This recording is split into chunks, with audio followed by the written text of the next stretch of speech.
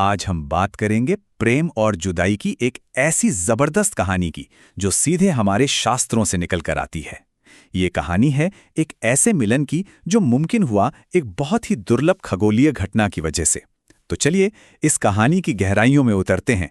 कहानी की बस ये एक लाइन ही हमें उस गहरे दर्द का एहसास करा देती है जो वृंदावन के लोग कृष्ण के लिए महसूस कर रहे थे।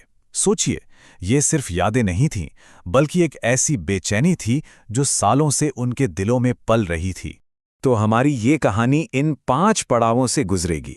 हम एक बहुत इंतजार के बाद हुए मिलन से शुरू करेंगे और ये समझने की कोशिश करेंगे कि सच्चा प्यार जुदाई से भी परे कैसे हो सकता है।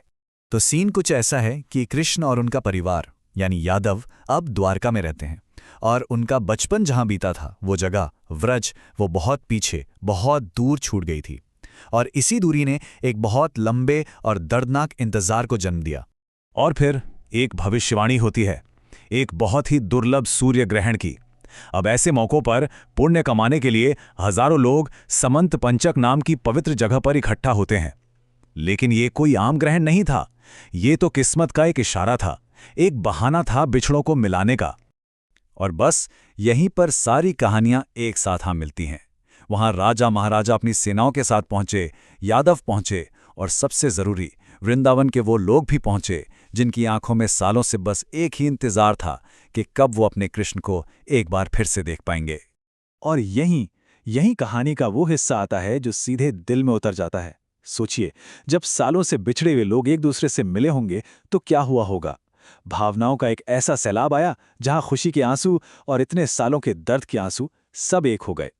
और उसी भीड़ में रानी कुंती भी थीं, जिनका दर्द थोड़ा अलग था। उन्हें लग रहा था कि जब उन पर मुसीबतें आईं, जब उन्हें सबसे ज्यादा जरूरत थी, तो उनके अपनों ने ही उन्हें भुला दिया। उनका दुख उनके इन शब्दों में साफ झलकता है। वो कहती हैं, हाय, जिस व्यक्ति पर भाग्य की कृपा नहीं रहती उसे उसके सगे संबंधी भी भूल जाते हैं। ये एक ऐसी टीस है, एक ऐसा दर्द है जिसे शायद हम सब महसूस कर सकते हैं। इस पर उनके भाई वसुदेव का जवाब भी उतना ही मार्मिक है। वो कहते हैं, प्यारी बहन, हमसे नाराज मत हो, हम तो बस किस्मत के हाथ की कठपुतलियां हैं। वो समझाते हैं कि ये दूरी प्यार की कमी की वजह से नहीं, बल्कि हालात की मजबूरी की वजह से थी। लेकिन इन सब भावनाओं के बीच एक मिलन ऐसा था जिसका इंतजार शायद सबसे ज्यादा था।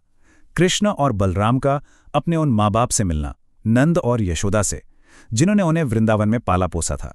और जब वो मिले तो कोई शब्द नहीं थे, किसी ने कुछ नहीं कहा। बस नंद और यशोदा ने अपने बेटों को उठाया और अपनी गोद में बिठा लिया।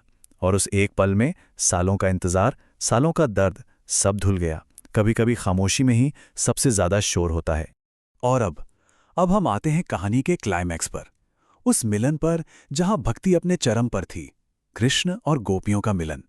उनका प्यार कोई आम प्यार नहीं था, तो भला उनका मिलना आम कैसे हो सकता था?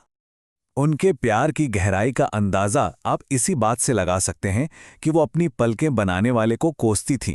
क्यों? क्योंकि जब पलक झपकती थी तो उतनी सी देर के लिए भी कृष्ण उनकी नजरों से ओझल हो जाते थे।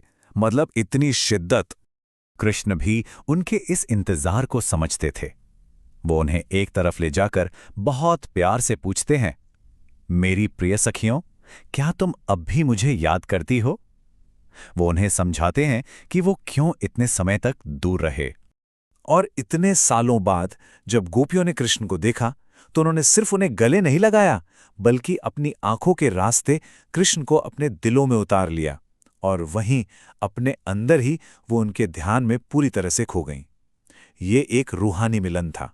और यहीं पर कहानी एक बहुत गहरा, एक फिलोसॉफिकल मोड़ लेती है।